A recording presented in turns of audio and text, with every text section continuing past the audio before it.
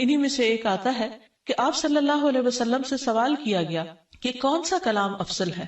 آپ نے فرمایا جو اللہ نے اپنے فرشتوں اور اپنے بندوں کے لیے چنا، اور وہ ہے سبحان اللہ و بحمدہ، سبحان اللہ و بحمدہ، یعنی جب انسان دعا کرنا چاہے تو اس سے پہلے کچھ مرتبہ جتنا اس کا دل چاہے اللہ تعالیٰ کی تسبیح اور حمد و ثنا بیان کرے، اور بار بار تکرار کے ساتھ کہتا رہے سبحان اللہ و بحمدہ، اس کے بعد درود شریف پڑھے جتنی دیر پڑھنا چاہے، اور پھر اس کے بعد اپنی حاجت اللہ سبحانہ و تعالیٰ کے سامنے رکھے تو انشاءاللہ اس کی پریشانی دور ہوگی۔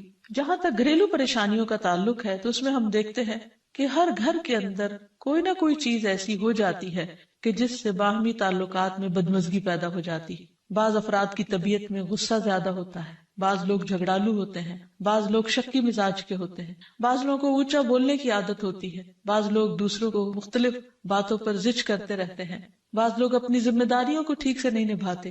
تو یہ تمام چیزیں صرف نہ یہ کہ ایسے انسان کو خود بلکہ اس کے آس پاس رہنے والوں کو اذیت میں مبتلا کر دیتی۔ اب اس میں انسان بعضوں کو سمجھانے سے بھی کام لیتا ہے، دوسروں سے بھی مدد لیتا ہے، لیکن پھر بھی مسئلہ حل نہیں ہوتا۔ تو صحابہ کرام تو اپنی جوتی کا تسمہ بھی ٹوٹ جاتا تو اللہ سبحانہ تعالیٰ سے مانگتے تھے۔ تو اگر گھر کے اندر کسی قسم کی ناچاکی یا پریشانی ہے تو اس سلسلے میں بھی ہمیں اللہ تعالیٰ کی طرف رجوع کرنا چاہیے، اور پھر اس کے ساتھ ساتھ دوسرے کو جو مشکل پیدا کر رہا ہے سمجھانا بھی چاہیے۔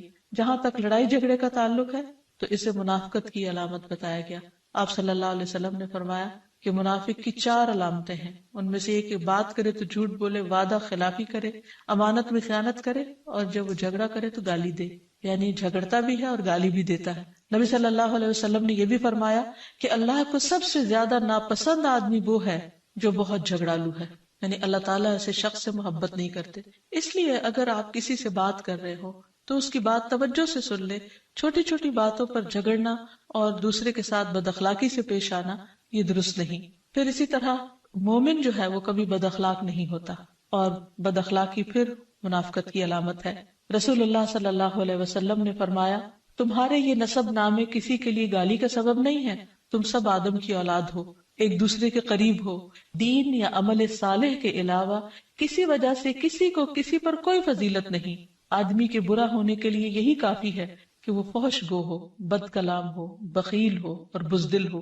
پھر اسی طرح آپس میں محبتوں کا نہ ہونا، بہن بھائیوں میں ناچاکی یا شوہر بیوی میں ناچاکی یا والدین کے ساتھ محبت کا نہ ہونا، یہ ایک طرح سے اللہ تعالیٰ کی طرف سے ایک آزمائش بھی ہو سکتی ہے اور ایک عذاب بھی ہو سکتا ہے۔ مومن تو محبت کرنے والا ہوتا ہے، اور اس شخص میں کوئی خیر نہیں جو محبت کرتا نہیں اور لوگ اس سے محبت نہیں کرتے، اور لوگوں میں سب سے زیادہ بہترین انسان وہ ہے جو لوگوں کے لیے فائدہ مند ہوتا ہے۔ تو اس لیے بہت ضروری ہے کہ خاندان کے اندر باہم محبت پائی جائے۔ گھریلو زندگی خوبصورت ہو جاتی ہے اگر آپس میں ایک دوسرے سے پیار، محبت اور ہمدردی کے جذبات پائے جاتے ہیں۔ پھر اسی طرح بعض اوقات گھریلو زندگی میں بدگمانیاں بہت تکلیف دیتی ہیں، یا گھر کے کچھ افراد سنی سنائی باتوں پر یقین کرتے ہوئے دوسروں کے خلاف بدگمانی پال لیتے ہیں، تو اس سے بھی پرہیز کرنے کی ضرورت ہے۔ اسی طرح گھریلو پریشانیوں میں گھر کا تنگ ہونا بھی ایک عذاب کی شکل ہے۔ اس لیے نبی صلی اللہ علیہ وسلم نے ہر وضو کرنے کے بعد جو دعا سکھائی اس میں خاص طور پر یہ دعا آتی ہے کہ اللہ میرے گھر میں وسعت پیدا کر دے، یعنی ایک تو دلوں میں وسعت ہو اور دوسرا یہ ہے کہ جگہ بھی کشادہ ہو۔ رسول اللہ صلی اللہ علیہ وسلم نے فرمایا 3 چیزیں بدبختی میں سے ہیں: عورت جب تو اسے دیکھے تو وہ تجھ کو بری لگے اور وہ تجھ پر اپنی زبان چلائے، اور اگر تو اس سے غائب ہو تو وہ اپنے نفس کی اور تیرے مال کی حفاظت نہ کرے۔ دوسرے مریل سواری کہ اگر تو اسے مارے اور چلائے تو تجھ کو تھکا دے، اور اگر اسے چھوڑ دے تو تجھے جلد تیرے ساتھیوں تک نہ پہنچائے، اور ایسا گھر جو تنگ اور کم سہولتوں والا ہو۔ تو اس لیے اگر انسان ایسی کسی تکلیف میں مبتلا ہے تو اس کا حل بھی یہی ہے کہ کوشش کے ساتھ ساتھ انسان دعا کرے۔ اسی طرح خرچ میں کمی، وسائل میں کمی، مال میں کمی، یہ تمام چیزیں بھی عموماً گھروں کے اندر جھگڑے پیدا کر دیتی ہیں۔ کھانے پینے کی قلت، بنیادی ضروریات کا پورا نہ ہونا، تو ایسی صورت میں بھی انسان اللہ تعالیٰ کی طرف رجوع کرے، اور اس کے لیے ساتھ ہی کوشش بھی ضروری ہے۔ کوشش میں سب سے پہلے تو یہ کہ انسان لڑائی جھگڑا چھوڑے، صبر و ضبط کی عادت ڈالے، برداشت و تحمل کی عادت اپنے اندر پیدا کرے، اپنے اخلاق کو بہتر بنائے۔ ایک حدیث کے مطابق اللہ سبحانہ و تعالیٰ جب کسی گھرانے پر خیر و برکت نازل فرمانا چاہتے ہیں تو اس گھر والوں کے اندر نرمی پیدا کر دیتے ہیں. اور ایک اور حدیث میں یہ بھی آتا ہے کہ جو نرمی سے محروم کر دیا گیا وہ ہر خیر و بلائی سے محروم کر دیا گیا. تو اس لیے گھر کے ہر فرد کو اپنے اپنے رویے پر غور کرتے ہوئے اپنے اخلاق کی اصلاح کرنے کی ضرورت ہے، اور دوسروں سے توقعات زیادہ رکھنے کی بجائے اپنا طرز عمل اچھا کرنے کی ضرورت ہے. اور گھر والوں کے ساتھ بہترین ہونا نبی صلی اللہ علیہ وسلم کی سنت ہے. آپ نے فرمایا تم میں سے بہتر وہ ہے جو اپنے گھر والوں کے لیے بہتر ہو، اور میں تم سب کی نسبت اپنے گھر والوں کے حق میں اچھا ہوں. یعنی آپ نے اپنی مثال دی کہ میں سب سے اچھا سلوک اپنے گھر والوں سے کرتا ہوں، تو تمہیں بھی اگر اچھا بننا ہے تو ایسا ہی کرنا ہوگا. پھر اسی طرح گھر والوں کو زیادہ سے زیادہ فائدہ پہنچانا. حسن بصری سے مروی ہے کہ اللہ تعالیٰ کے نزدیک پسندیدہ بندے وہ ہیں جو اپنے اہل و عیال کو سب سے زیادہ نفع دینے والے ہیں. پھر اسی طرح پیار و محبت سے رہنا. اگر لڑائی جھگڑا ہو بھی جائے یا کوئی غلط فہمی پیدا بھی ہو جائے تو اس وقت خاموشی اختیار کر لینا، مناسب وقت کا انتظار کر کے اس غلط فہمی کو دور کرنا ضروری ہے. پھر اسی طرح اللہ سبحانہ وتعالیٰ نے گھریلو زندگی کو خوشگوار بنانے کے لیے جو بہترین ہدایت ہمیں قرآن مجید میں دی ہے وہ ہے عفو و درگزر سے کام لینا. اللہ تعالیٰ فرماتے ہیں اے لوگو جو ایمان لائے ہو، بے شک تمہاری بیویوں اور تمہارے بچوں میں سے بعض تمہارے دشمن ہیں، سو ان سے ہوشیار رہو، اور اگر تم معاف کرو اور درگزر کرو اور بخش دو تو بے شک اللہ بے حد بخشنے والا نہایت رحم فرمانے والا ہے. تمہارے مال اور تمہاری اولاد تو محض ایک آزمائش ہے، اور جو اللہ کے پاس ہے وہ بہت بڑا اجر ہے.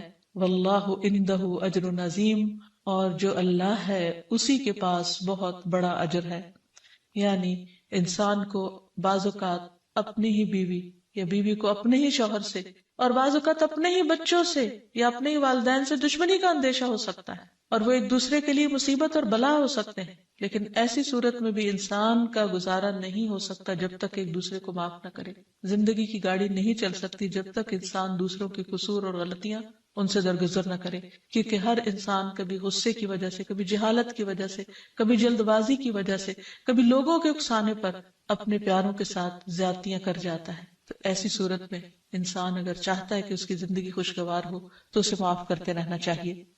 نبی صلی اللہ علیہ وسلم کے اخلاق کے بارے میں جب پوچھا گیا تو حضرت عائشہ کہتی ہیں کہ آپ تان و تشنیع کرنے والے نہ تھے، یعنی تانے نہیں دیتے تھے، یعنی اگر کسی سے غلطی ہو جاتی تو اسے بار بار یاد نہیں کراتے تھے، فحش کام نہیں کرتے تھے، بازاروں میں چیخنے والے اور برائی کا بدلہ برائی سے دینے والے نہ تھے، بلکہ معاف کرنے والے اور درگزر کرنے والے تھے. اور حقیقت یہ ہے کہ جو جس کے جتنا قریب ہوتا ہے، جیسے گھر والے ہیں، اس کی غلطیاں اور اس کی کمزوریاں زیادہ سامنے آتی ہیں، اور پھر وہ ریپیٹڈلی سامنے آتی ہیں، بار بار سامنے آتی ہیں. تو ایسی صورت میں معاف کرنا بھی مشکل لگتا ہے، لیکن پھر بھی معاف کیے بغیر گزارا نہیں. پھر اسی طرح یہ ہے کہ انسان اگر ہمیشہ دوسروں کا حق ادا کرنے کی فکر کرے تو اس سے بھی بہت سے جھگڑے ختم ہو جاتے ہیں. شوہر اگر بیوی کو حق دینے والا ہو، بیوی خوشی سے شوہر کا حق دینے والی ہو، بہن بھائی ایک دوسرے کے اوپر قربانی کرنے والے ہوں، ایثار کرنے والے ہوں، تو ایسی صورت میں گھر کا ماحول بہت خوشگوار ہو سکتا ہے. عورت کے بارے میں فرمایا نبی صلی اللہ علیہ وسلم نے کہ عورت اس وقت تک ایمان کی حلاوت نہیں پا سکتی جب تک کہ وہ اپنے شوہر کا حق ادا نہیں کرتی. اسی طرح شوہر کے لیے نبی صلی اللہ علیہ وسلم کا یہ اسوہ حسنہ بہترین ہے کہ آپ صلی اللہ علیہ وسلم اپنے گھر ہوتے ہوئے اپنے گھر والوں کے کام کاج میں ہاتھ بٹایا کرتے تھے، ان کی خدمت کیا کرتے تھے. جب نماز کا وقت ہوتا تو فوراً نماز کے لیے تشریف لے جاتے.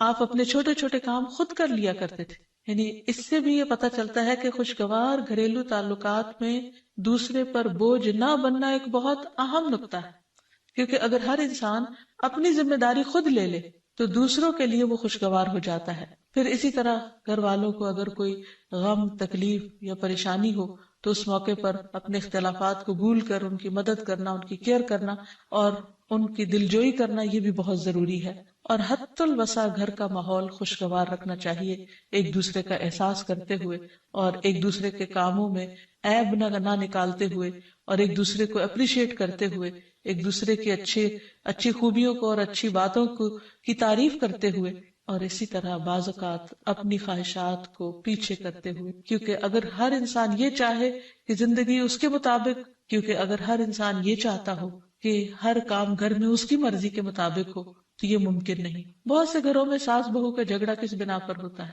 یا آپس میں قریبی رشتوں کا جھگڑا اور فتنہ فساد کس وجہ سے ہوتا ہے؟ کیونکہ ہر شخص یہ چاہتا ہے کہ گھر کا نظام اس کی مرضی کے مطابق ہو، حالانکہ ایسا ہونا ممکن نہیں. تو اس لیے ہر انسان کو اپنی رائے بھی دینی چاہیے، لیکن دوسروں کی رائے کا بھی احترام کرنا چاہیے. اپنی ضرورت بھی پوری کرنی چاہیے، لیکن اس کے ساتھ ساتھ دوسروں کی ضروریات کا بھی خیال کرنا چاہیے.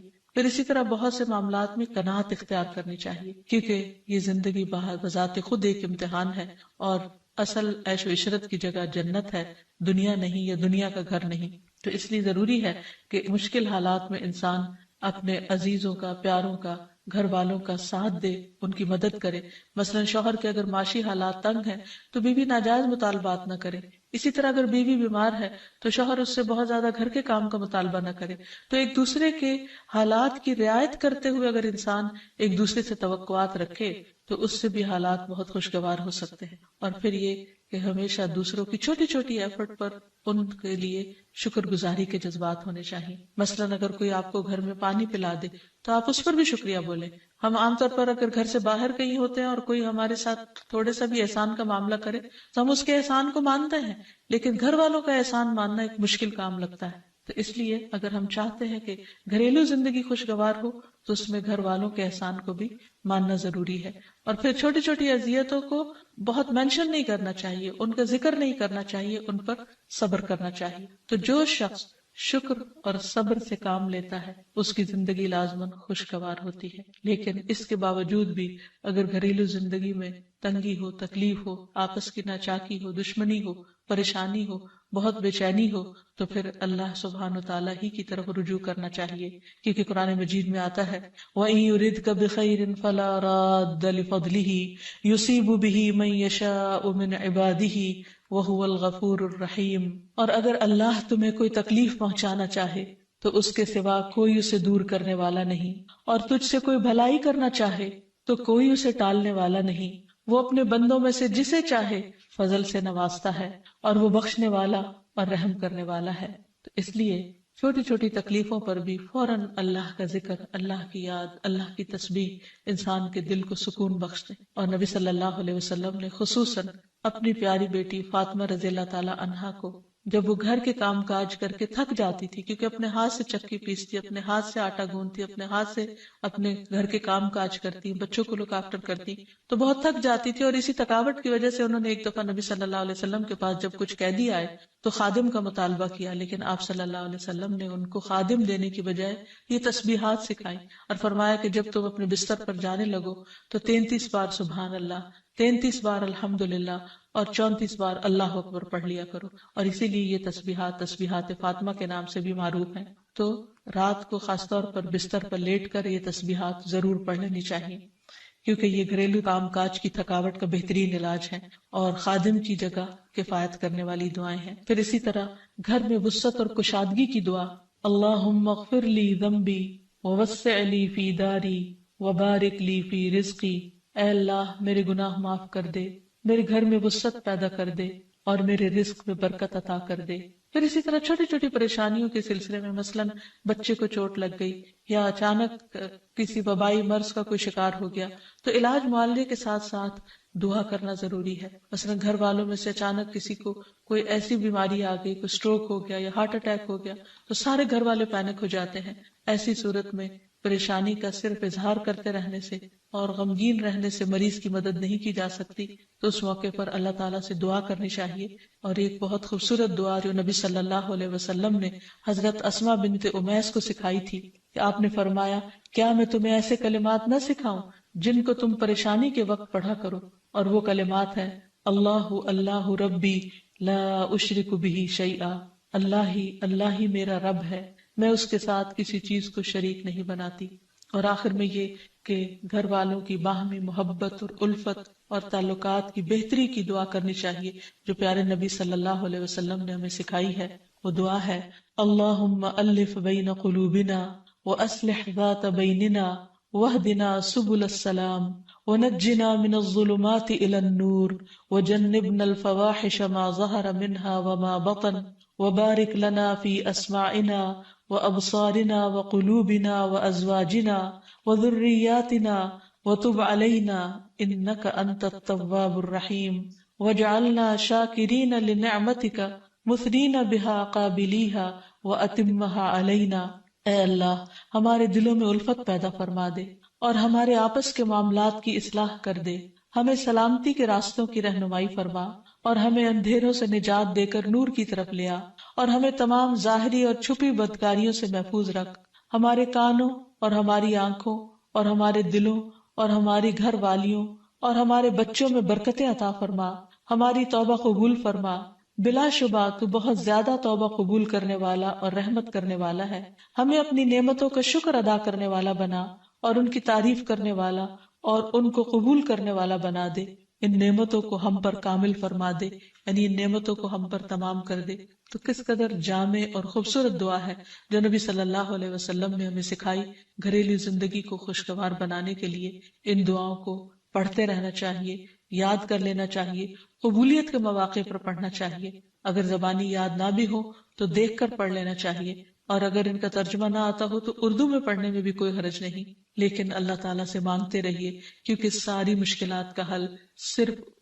عن ابی موسیٰ عن النبی صلی اللہ علیہ وسلم قال مثل البیت الذی یذکر اللہ فیہ والبیت الذی لا یذکر اللہ فیہ مثل الحی والمیت، رواہ مسلم۔ سیدنا ابو موسیٰ رضی اللہ عنہ سے روایت ہے، نبی صلی اللہ علیہ وسلم نے فرمایا، جس گھر میں اللہ تعالیٰ کا ذکر کیا جاتا ہے اور جس گھر میں اللہ تعالیٰ کا ذکر نہیں کیا جاتا وہ زندہ اور مردہ کی مثل ہے۔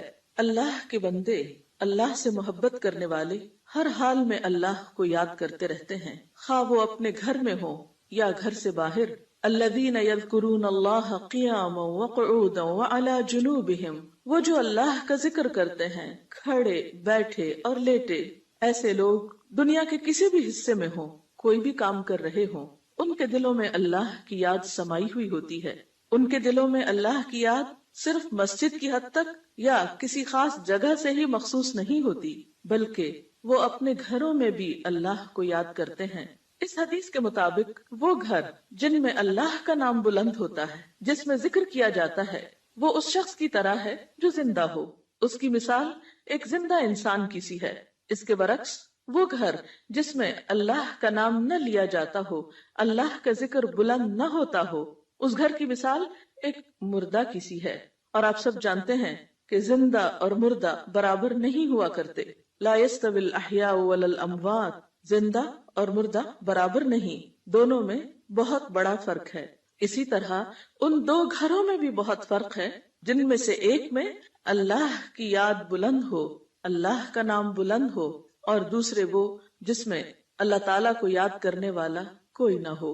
قرآن پاک میں اللہ سبحانہ و تعالیٰ کو یاد کرنے والوں کی صفت یہ بتائی گئی ہے کہ رجال لا تلہیہم تجارت ولا بیع عن ذکر اللہ، وہ ایسے لوگ ہیں جنہیں تجارت اور خرید و فروخت اللہ کی یاد سے غافل نہیں کرتی، یعنی عین دنیا کے اندر رہتے ہوئے بھی وہ اللہ کو یاد کرتے رہتے ہیں۔ وَإِقَامِ الصَّلَاةِ وَإِيتَاءِ الزَّكَاةِ، نماز قائم کرنے اور زکوٰۃ کی ادائیگی سے کوئی چیز انہیں منع نہیں کرتی، مانے نہیں ہوتی۔ اور وہ یہ کیوں کرتے ہیں؟ یعنی اللہ کو یاد کیوں کرتے رہتے ہیں اور اپنے فرائض کی ادائیگی میں سرگرم کیوں رہتے ہیں؟ یخافون یوما تتقلب فیہ القلوب والابصار، وہ اس دن سے ڈرتے ہیں جس دن دل اور نگاہیں الٹ پلٹ ہو جائیں گی، یعنی قیامت کا خوف ہے ان کے دل کے اندر، اور اس کے ساتھ ساتھ اللہ کے فضل کے امیدوار بھی ہیں۔ لیجزیہم اللہ احسن ما عملوا ویزیدہم من فضلہ، تاکہ اللہ ان کو بدلہ دے ان کے اچھے اعمال کا جو انہوں نے کیے، اور اپنے فضل سے زیادہ بھی نوازے۔ واللہ یرزق من یشاء بغیر حساب، اور اللہ اپنے رزق میں سے جسے چاہتا ہے بے حساب عطا کر دیتا ہے۔ تو بات یہ ہے کہ جو دل خوف اور امید کے درمیان ہوتے ہیں وہ دل اللہ کی یاد سے معمور ہوتے ہیں، اور جن لوگوں کے دل اللہ کی یاد سے معمور ہوتے ہیں ان کے گھر بھی اللہ کی یاد سے معمور ہوتے ہیں۔ عام طور پر گھروں میں دو طرح سے ذکر ہوتا ہے، ایک انفرادی ذکر اور ایک اجتماعی ذکر۔ انفرادی ذکر میں نماز پڑھنا، قرآن کی تلاوت، اور اسی طرح چلتے پھرتے، اٹھتے بیٹھتے، گھر کے کام کاج کرتے، لیٹتے جاگتے، چلتے پھرتے اللہ کو یاد کرتے رہنا، خصوصاً وہ مسنون اذکار جو رسول اللہ صلی اللہ علیہ وسلم سے وارد ہیں۔ اور دوسری قسم اجتماعی ذکر کی ہے کہ کسی ایک گھر میں مختلف لوگ جمع ہو کر یا اہل خانہ ہی جمع ہو کر اکٹھے بیٹھ کر اللہ کو یاد کریں. اور اس سے مراد کسی خاص قسم کا وظیفے کا ورد ہی نہیں بلکہ اللہ تعالیٰ کی یاد کے مختلف طریقے ہو سکتے ہیں. اللہ تعالیٰ کی معرفت حاصل کرنے، علم سیکھنے اور جاننے کے جو حلقات ہیں وہ بھی اللہ ہی کے ذکر اور اللہ ہی کی یاد کی طرف انسان کو راغب کرتے ہیں. قرآن پاک میں خاص طور پر ازواج مطہرات کو یہ حکم دیا گیا وَاذْكُرْنَ مَا يُتْلَى فِي بُيُوتِكُنَّ مِنْ آيَاتِ اللَّهِ وَالْحِكْمَةِ، اور ذکر کرتی رہو، یاد کرتی رہو جو تمہارے گھروں میں پڑھی جاتی ہیں اللہ کی آیات اور حکمت کی باتیں. یعنی ازواج مطہرات رسول اللہ صلی اللہ علیہ وسلم کے گھر میں قرآن پاک اور حکمت کی باتوں کا ذکر کریں، یعنی انہیں آپس میں بھی سیکھیں سکھائیں اور دوسروں کو سکھانے کا بھی انتظام فرمائیں. تو گویا ذکر کی مجالس سے مراد تسبیحات وغیرہ کرنا بھی ہو سکتا ہے اور علم کی مجالس بھی ہیں، اور خصوصاً ایسے علم کی مجالس جن کے ذریعے انسان کے ایمان میں اضافہ ہو، اللہ تعالیٰ سے تعلق مضبوط ہو.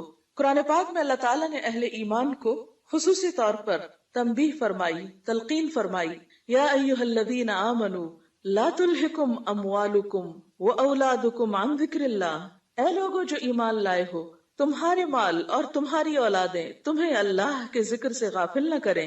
وَمَن يَفْعَلْ ذَلِكَ فَأُولَئِكَ هُمُ الْخَاسِرُونَ، اور جو ایسا کریں گے وہی لوگ دراصل خسارہ پانے والے ہیں، نقصان اٹھانے والے ہیں. یعنی گھر میں ہوتے ہوئے انسان دنیا کے کاموں میں مشغول ہو جاتا ہے یا بال بچوں کی محبت میں بعض اوقات اللہ تعالیٰ کی یاد سے غافل ہو جاتا ہے، تو ایسے میں فرمایا کہ لا تلہکم اموالکم واولادکم عن ذکر اللہ، یہ دنیا کے مال اور یہ تمہارے بال بچے تمہیں اللہ کی یاد نہ بھلائیں. گویا گھر میں ہوتے ہوئے اللہ کو یاد کرتے رہو،